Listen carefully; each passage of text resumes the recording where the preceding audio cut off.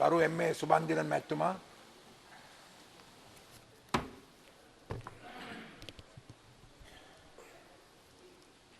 Thank you, Honourable Speaker, for the opportunity given to me to open the budget debate for the second reading for the budget for the year 2016 that was presented by the Honourable Minister of Finance yesterday. In a lengthy delivery to this House, one was reminded of yesteryears when Honourable Ronnie D. Mell was Minister of Finance and sometimes delivered longer than what was done yesterday. Nevertheless, let me record the fact that the Minister of Finance mentioned right at the beginning of his budget presentation, and that is, this is the 70th budget since independence, and that he was presenting it as the 20th Minister of Finance, and he sought to make a point about the fact that therefore this is a landmark budget. When one listened to the proposals, it seemed that there was a deviation in the economic policy, a significant deviation, and even some of the measures proposed, which the newspapers have highlighted this morning, as is the custom, the prices of essentials, which are the most ones that are of most concern to the ordinary person, have been highlighted. And there has been, there is good news there. At least 11 essential items, the prices have been reduced and reduced significantly. But when one looks at the method by which these reductions have taken place, one finds that it is more a price control measure than actually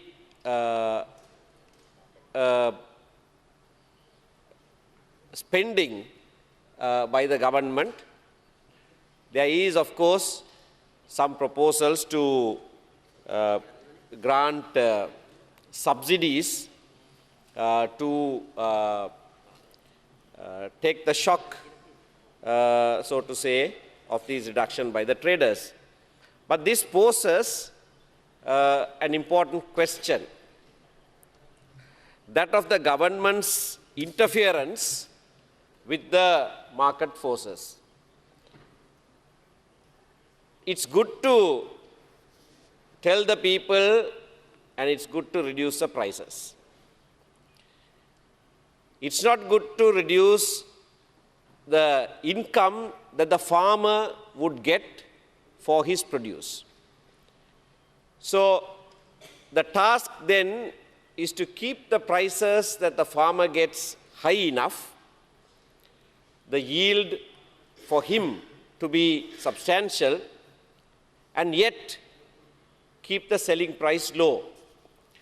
I know this is not a mean task, and yet it is for that purpose that the government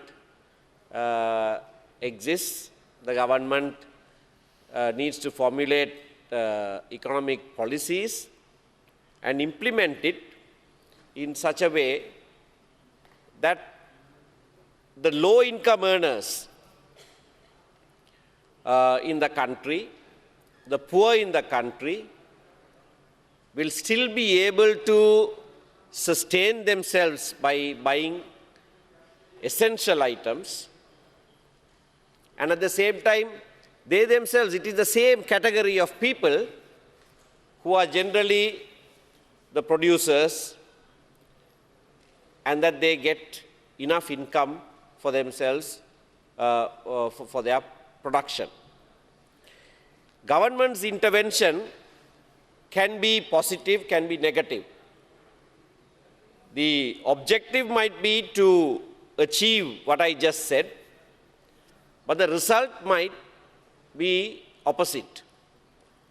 So this is a balancing act, and I'm not very sure whether these proposals that have been made have actually come out of proper deliberations and formulation of sound economic policy, or whether this is another Robin Hood budget as the one that was presented, the mini budget that was presented in January this year. Yes, Honourable Minister, yes. Your microphone. Prices have been reduced by slashing the import duties. Yes. And on the other hand, attempts have been made to keep the local producer also have his work profitable. For example, take the case of canned fish. Now there, we have reduced the prices, but we are giving a 15 rupee subsidy to the local manufacturer so that he will not go out of business. So both sides have to be looked into. You are quite right. But in fact, all these reductions, potatoes, etc., come through a reduction of the import duty. And these are fluctuating, as you know, right along. Every government has intervened depending on weather conditions, depending on local production and things like that. So while your argument is, these are not price control, it is by reducing the import tax. So you can have a detailed discussion. Yes, thank you. Thank you. No, I am thankful to the Honourable Minister for... It's only a clarification. No, I welcome that. I welcome that, and I am now a little wiser as to the portfolio that the Honourable Minister for Special Projects actually handles. Yes. Opposite questions.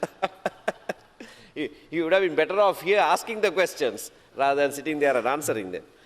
I was about to actually congratulate. I only have posed a question whether these have received sufficient attention and whether these proposals have come out of a process of proper thought process, research and so on, because I'm raising the issue of sustainability of this approach. As a stopgap, yes, this is useful. But how long can government intervention mechanisms can work to keep tight control of market forces? How long can subsidies be maintained? And what is the long-term approach, long-term strategy to ease off the subsidies, to ease off even price control of essentials? One looks at what one must achieve in the long term. I agree with what is said. I agree with the proposals that it was important now to bring in these measures so that people don't starve. And I know there are certain areas, certain sections, this is not to be alarmist, but certain sections, certain areas that were near starvation levels in terms of adequate nutrition.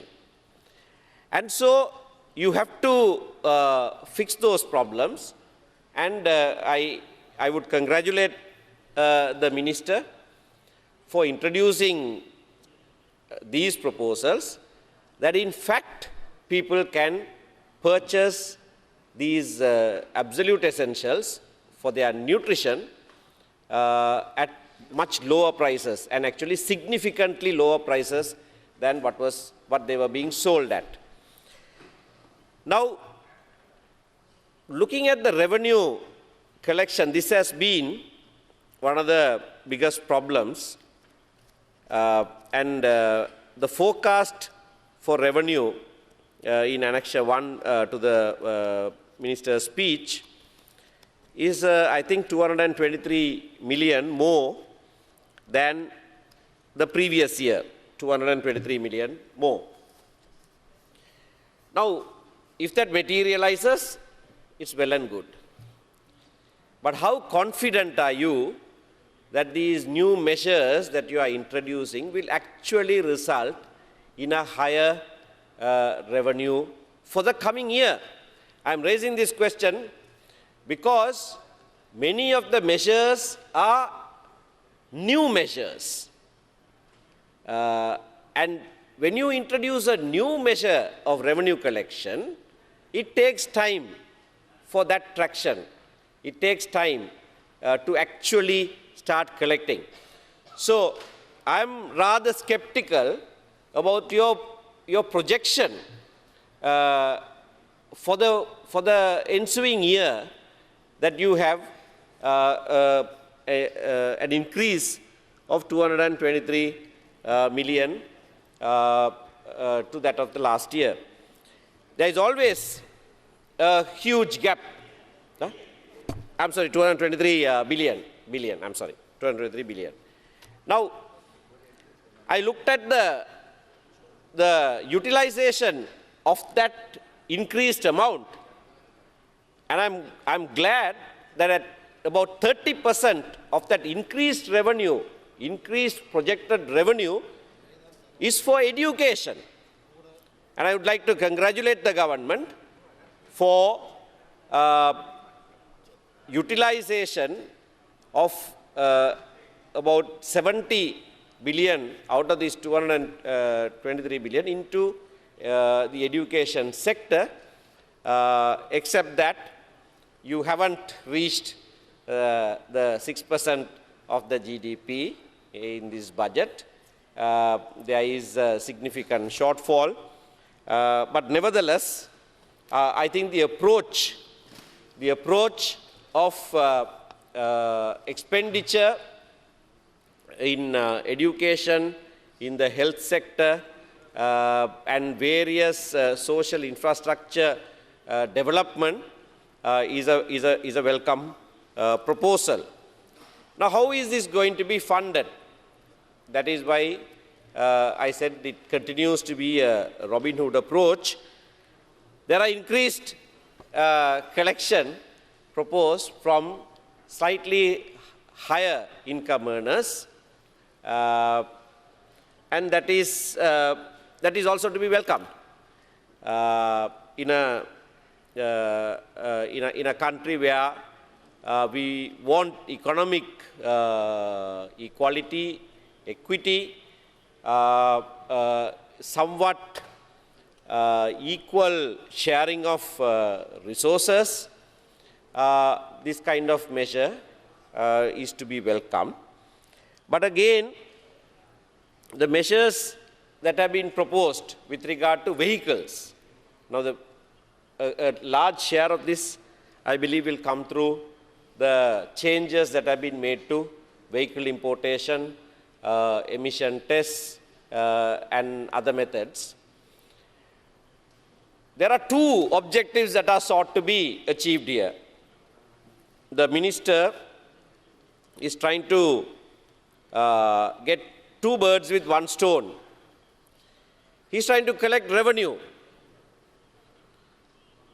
but he's also trying to deal with excessive vehicles on the roads. And I think that's a good approach.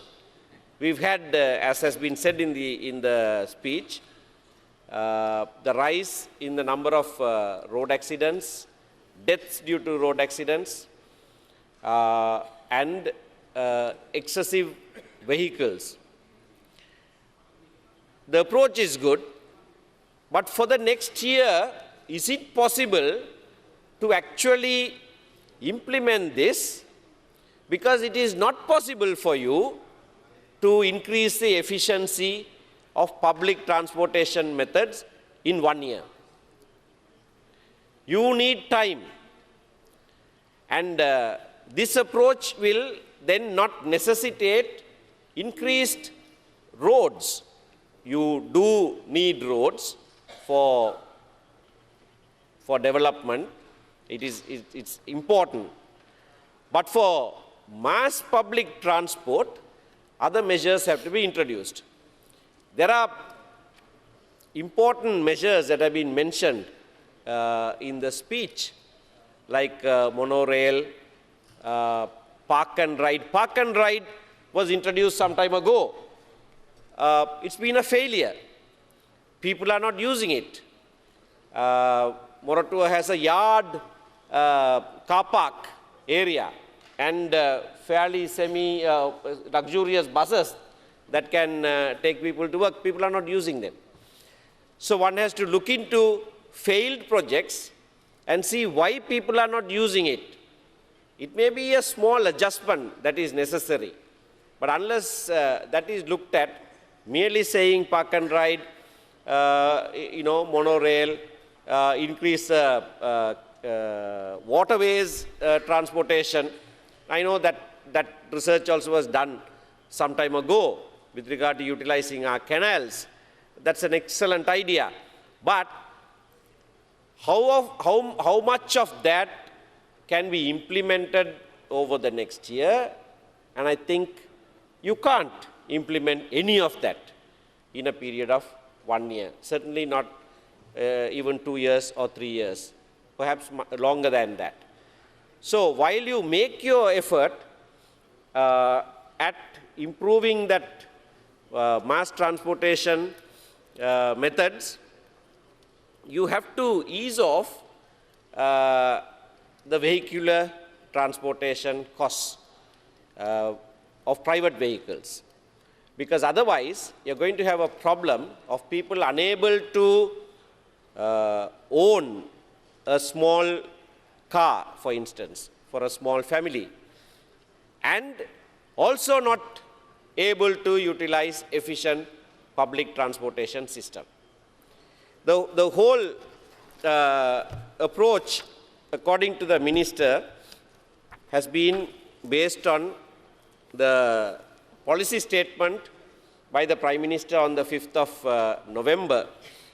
And if you look at the last one of that, it says creating a wide and a strong middle class. Now, if you look at the middle class of yesteryear and what is called the middle class today, there is a significant difference. Middle class 50 years ago was able to afford a vehicle for the family. They lived fairly comfortable lives.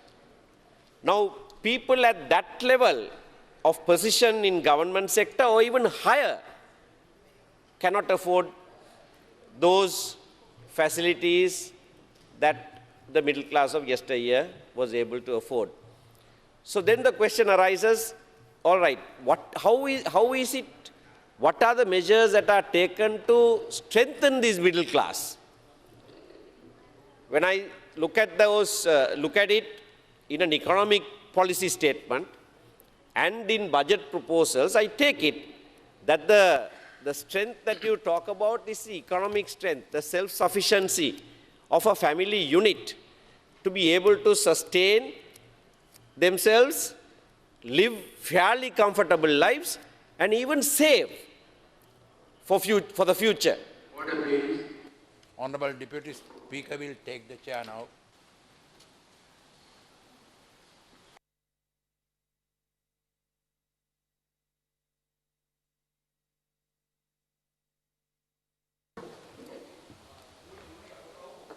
Please continue. Thank you, Mr. Deputy Speaker. So, these are some of the issues that I wish to raise with regard to the actual implementability of these proposals. The revenue collection, the Honourable Minister has said, will be more efficient because DS divisions are going to be utilized for revenue collection. I think that's a good idea. because that is one of the weakest in the whole system, where the revenue collection agency is not able to collect projected revenue. There's a huge gap between what ought to be collected legitimately as a revenue and what they actually are able to collect. If you do utilize the divisional secretaries, because they function fairly efficiently and are able to reach each household, each small business, that may well work. With regard to small, medium and micro enterprises, the proposals that have been made are good. Overall, the economic proposals that have been made in the budget speech are to be welcomed. But yet, the sound of caution is that how much of it can actually be achieved. For instance, what would then suffer is a capital expenditure. When you are unable to reach your targets, recurrent expenditure cannot be compromised on, that has to be met. But capital expenditure is the one that suffers. And if you look at mid-year statements and so on, that will be reflected. And when capital expenditure suffers, all of your utopian ideas that are reflected in the speech will come to nothing, because that's right. No, what I am saying is, what is projected as recurrent expenditure, you have to spend anyway. So the shortfall in the revenue collection will impact on your capital spending. So you won't be able to actually implement a lot of the projects that have been proposed, projects that are good, projects that are forward-looking, projects that will ease our economic situation for the future, but you may not be able to even start some of those because your revenue collection machinery is not functioning properly. And in that respect, corruption is a huge factor. And I think I can say this today, corruption even by revenue collection agencies is a serious issue. And until that is dealt with, the state will not be able to actually receive the projected revenue. Only recently we saw the bribery officials nabbing some customs officers. The amount of bribe that was caught or said to have been caught was enormous. Now, in one raid, if you can find that amount of cash as bribery passing hands, then you can actually imagine how much of revenue to the state that is being withheld. Only 35. Honorable member from Kandy seems to know the rates of the bribe that the officials take. I am clueless on these. Thank you for elucidating. So that shows, so if he says 35%, then 65% is, or actually the 100% of that 35% is what the state loses as revenue. So it's well and good to have all of these, but unless government policy with regard to bribery and corruption is clearly spelled out and demonstrated that there is zero tolerance for bribery, we will not be able to achieve any of these targets. And talking of policy, I'm glad that the minister ended his speech by hoping that this country will become a rainbow nation where the happiness index will be high and so on. We're also glad that there is a specific allocation of 14 billion for Northeast development. I think first time such an allocation has been made since the end of the war. That is to be welcomed. But the question is, what will it be used for? Southern development is 2 billion. Northeast development is 14 billion. Yes, it's 7 times that. But what will it be used for? And how? Because if you use that allocation for, say, building of roads, most of that will be swallowed up. So I urge the government that other infrastructure facilities such as roads, railways, various other network arrangements shouldn't take from this particular allocation. That must go from allocations made to the respective ministries, and that this allocation of 14 billion, we would have liked to have much more than that, but I appreciate that along with that comes a promise of a donor conference for Northeast in 2016, particularly with the aim of recovery from the devastation of the war.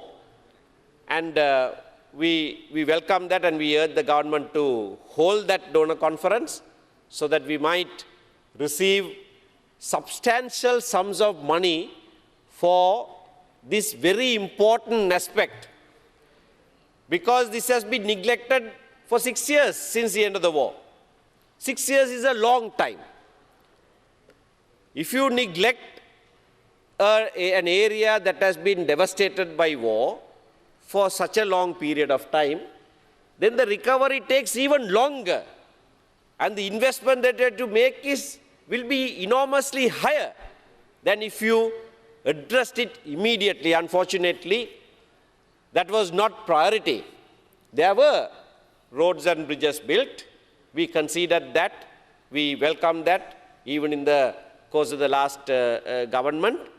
But that did not reach the people. And my plea today is that, yes, you have made some allocation for the Northeast development, bearing in mind that that area needs far more than perhaps the other areas because of the special needs associated with the war recovery. How that money is to be utilized is absolutely important. And how you consult with the people there, and how you identify the very special needs of that area, which are different to the other areas, is absolutely essential. And I hope that that exercise of consultation with the people's representatives of that area will be genuine, will be real, and will actually result in projects and methods that are implemented which will raise the living standards of the people there. We need to empower those people to stand up on their own feet. This is a fundamental issue that needs to be addressed. Various measures were implemented over the last 4 or 5 years.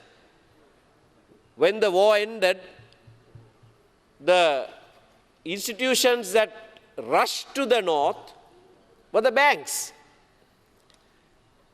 Banks went and lent money. Now there is a huge issue of people being indebted, unable to pay back their debts. A huge debt culture has been created. This is a common feature of our banks, that they lend without proper evaluation of the ability of the borrower to return, to repay. They are happy to take security and have the comfort of the security for the lending that they give, without actually examining the method, the viability of the project. And so this has happened in the Northeast, particularly in the North, where people have kept as security, sometimes even the Indian houses that were given to them, because it was owner-built, owner-driven projects.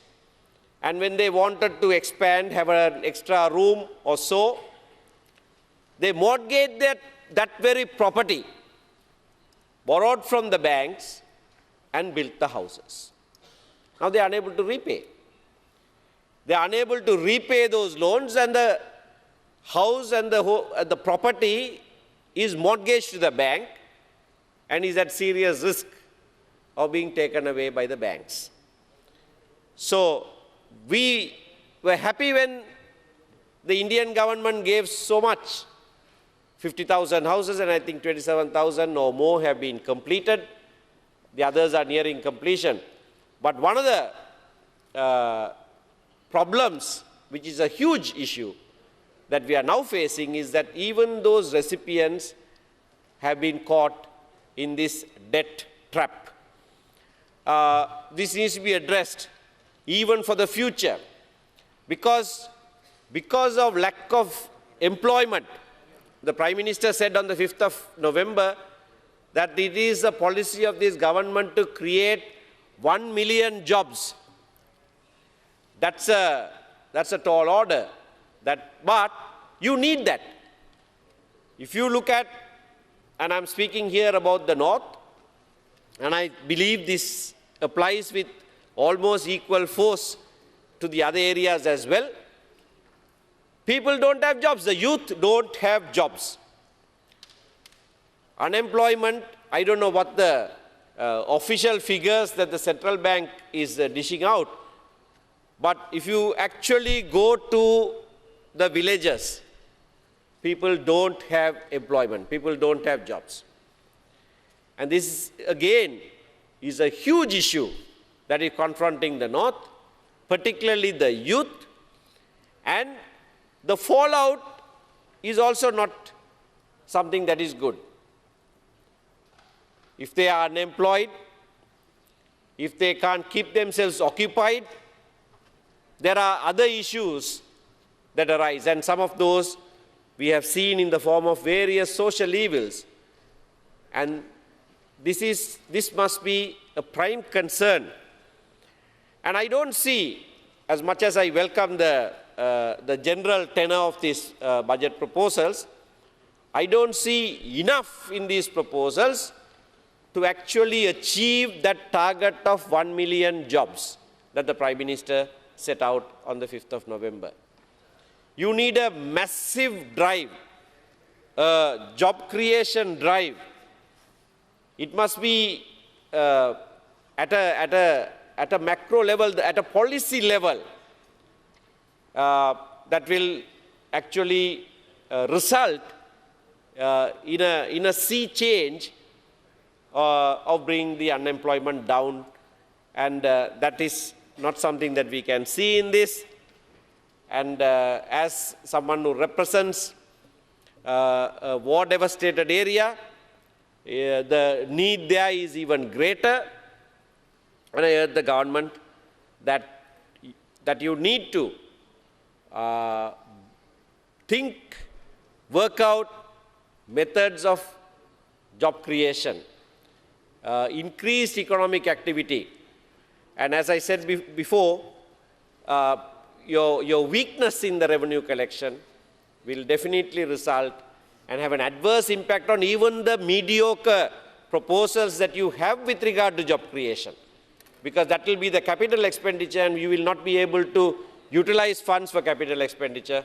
All the money that you are able to collect will be swallowed up by the recurrent expenditure. So there has to be a paradigm shift in the economic thinking, the vision, if you are to actually move forward and achieve those targets that were said as the economic policies of the government by the Honorable Prime Minister the other day.